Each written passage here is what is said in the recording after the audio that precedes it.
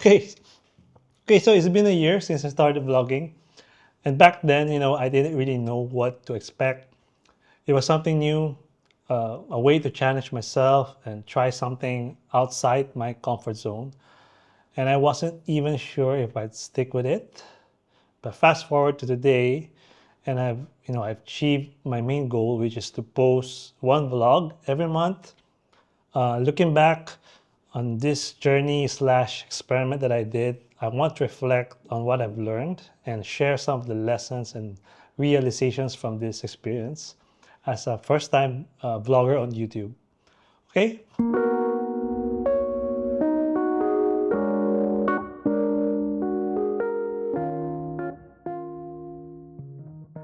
First of all, vlogging ain't easy. So it's not easy as it looks like. When I started, I thought it would be straightforward. I mean, I've been working in video production for many years now, so I figured this will be no different. But I was wrong, of course. The technical stuff, yeah, that's the easy part for me. It's just second nature. The the hard part was really being in front of the camera like now, talking and sharing my thoughts in a way that actually made sense. When you're out in public, sometimes it gets even tougher. People are staring at you, you're always second guessing yourself, and you don't always have the time to plan what to say. This whole vlogging experiment has pushed me out of my comfort zone in ways I didn't expect. And I remember one of the reasons why I started vlogging was to really help build my confidence, especially when it comes to public speaking, because I want to be a politician. No, just kidding. So looking back, I think I've improved. I'm more comfortable now in front of the camera. But I'll be honest, I still have a long way to go and far away from being in politics. But I want to say to the vloggers out there who make it look easy, that I have so much respect for you guys. It's not simple as it seems, but I think that's part of why I've stuck with it. I've realized, I do have a lot of thoughts and stories to share. So I spent a lot of time reflecting on my life, my career, my future, especially for my wife and for my three cute fur kids. But the challenge for me has always been figuring out how to take those thoughts, those stories that I have, and turn them into a vlog that people will want to hear and can relate to. And based on the number of views and subscribers that I currently have, I don't think I'm doing that well in that area. So yeah, it's something that I'll have to work on more. But vlogging also made me appreciate what I've achieved so far.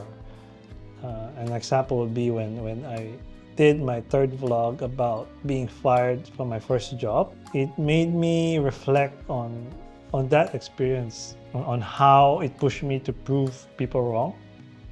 And I remember how it gave me the drive to succeed and learn things like photography, video production by myself. So I continue to have that mindset in this vlogging journey that I'm doing. Getting views, video views, is really, really hard. But you know what? That's fine. It's part of the process. And I've also learned not to get too caught up in the analytics because, let's be real, the YouTube algorithm is completely out of our control. By the way, my most viewed vlog so far wasn't even something I expected to be the best from last year. It was my review of the DJI Osmo Pocket 3. I think it got around 1,000 views. Now, I know it's not really a lot compared to the seasoned vloggers out there, but I remember how happy I was when I hit that milestone. I even got a few legit comments with people saying, how they liked the calming and chill vibe of the review that I did. That really surprised me in terms of the performance of my videos. But like I've said, the YouTube algorithm works in mysterious ways. And my plan is to just keep creating and maybe just let the right people find my stories organically. I can't control everything, so I don't want to stress over it, and I'd rather focus on making content that I'll be proud of and just see how it goes from there. Gear doesn't really matter when it comes to vlogging. In professional work, yeah, 100% gear makes a huge difference, especially if you're getting paid for it. So yeah, go ahead, invest in good camera equipment. But in vlogging, I think the story matters more than the gear. See, I've watched a lot of vlogs with, with bad lighting, no B-rolls, out of focus shots, etc. And some of these vlogs performed really, really well, because people engaged with them, because the story was compelling. It was very interesting. Some of these vlogs were just made using a smartphone. Of course, if you can combine an engaging story with great visuals, that's the best case scenario, but it's not always the case for most of us. And I also think a lot of vloggers out there focus too much on using complex setups, and expensive camera equipments to create the cinematic B-rolls without really understanding what being cinematic even means. Okay, just a side rant. The word cinematic and filmic has been thrown around in the YouTube space so many times, but just because your B-rolls are in slow motion or you've applied a teal look in your color grading, that doesn't make your video cinematic. Yes, okay, I digress. Side rant over. The only piece of gear I'd say is worth investing in for vlogging is good audio, good mics, since vlogging is really about telling a story, and having good audio is a must. You want people to actually hear what you're saying, right? So, and bad audio can ruin the experience of hearing even the best stories. So if there's one thing to focus on, I think it's making sure your message is heard loud and clear. So invest in good audio. I've also realized that eventually you'll find your voice. In the beginning, I struggled with how to talk on camera. I wasn't sure how to share my thoughts that felt natural. But the more I did it, the more I started to figure out what's a comfortable setup for me. I mean, it's a gradual process, but it's been fun to see how slowly I've improved in this area over the past year by just watching my past vlogs. Another realization for me is that vlogging changes how you see the world. For me, I've started noticing potential stories everywhere, whether it's a quiet moment at home with my cats, or when I go for a walk. Sometimes when I'm out for a run or a cycle, I come up with ideas, topics to talk about. But as I've mentioned earlier, the challenge really for me is how do I translate these ideas into an engaging vlog? So what I started doing is I write down notes or reminders whenever a random idea pops in my mind. Then these notes eventually evolve into talking points, sometimes even a full-blown vlog script. And that is something that I've also realized. I actually like writing a script.